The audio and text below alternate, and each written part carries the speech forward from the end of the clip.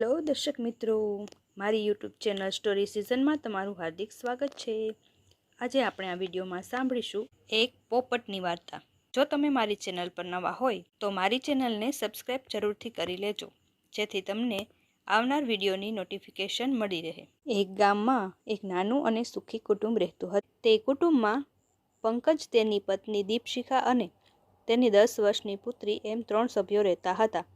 પંકજનો કામ ધંધો સારો ચાલતો હોવાથી તેને પૈસાની કોઈ કમી નથી। તેના ઘરમાં સોનું અને રૂપિયા ઘણા હતા। સાથે સાથે પંકજ પક્ષી પ્રેમી પણ હતો।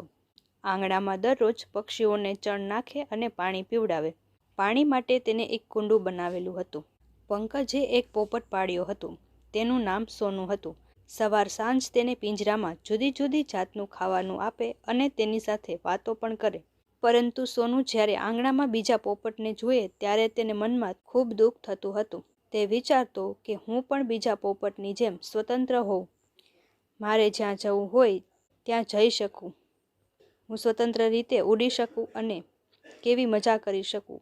પણ શું થાય, મારે તો અહીં પિંજરામાં રહેવું પડે છે। ગામના લોકોએ એક નાટક ગોઠવ્યું હતું।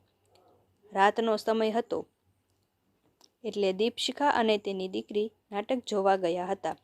પંકજ થોડા ચોપડા લખવાના હોવાથી ઘરે રોકાયો હતો। લખવાનું પૂરું થતાં પંકજ આંગણામાં જ સૂઈ ગયો। અડધી રાત થતાં અંધારામાં અચાનક ચોર આવ્યા। ચોર ધીમા પગલે ઘરના દરવાજા તરફ આગળ વધ્યા। પંકજ આખા દિવસ દરમિયાન કામના લીધે થાકેલો હોવાથી આવા ધીમા અવાજથી ઉઠે તેમ ન હતો।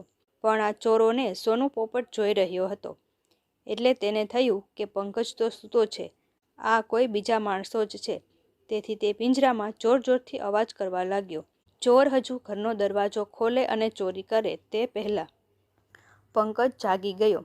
કોણ છે, કોણ છે એટલું બોલતા જ ચોર દિવાલ કૂદીને ભાગ્યા। ચોર ચોર એમ બૂમો પાડતા ઘણા માણસો જાગીને આવ્યા, પરંતુ તે પહેલા ચોર ભાગી ગયા હતા। આમ ઘરમાં ચોરી થતાં થતાં રહી ગઈ। પંકજ એ જોઈને ખૂબ જ ખુશ થયો અને સોનુને કહ્યું કે તે ખરેખર વફાદારી નિભાવી છે। જો તે આજ અવાજ ન કર્યો હોત તો મારું ઘર ખાલી થઈ જાત। એટલી વારમાં તેની પત્ની દીપશિખા અને તેની દીકરી પણ આવી ગયા।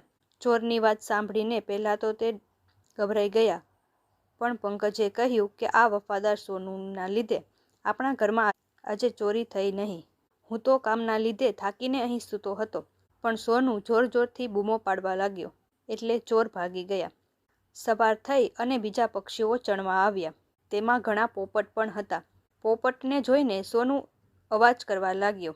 પંકજ એ જોઈને તરત જ સમજી ગયો કે સોનુને પણ બીજા સાથે ઉડવું છે, એટલે તેણે પિંજરું ખોલીને સોનુને સ્વતંત્ર કરી દીધો। પરંતુ સોનું હંમેશને માટે ગયો નહીં। તે સવારે બીજા પોપટો સાથે ફરવા ઉડી જાય અને સાંજ પડે ત્યારે પંકજના ઘેર પાછો આવી જતો। આમ સોનું સાચા મનથી પોતાની વફાદારી નિભાવતો।